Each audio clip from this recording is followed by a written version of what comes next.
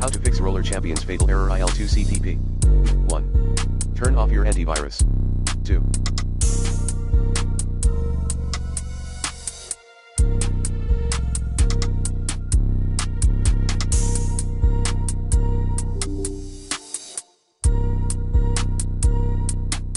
Uninstall then reinstall the game. 3.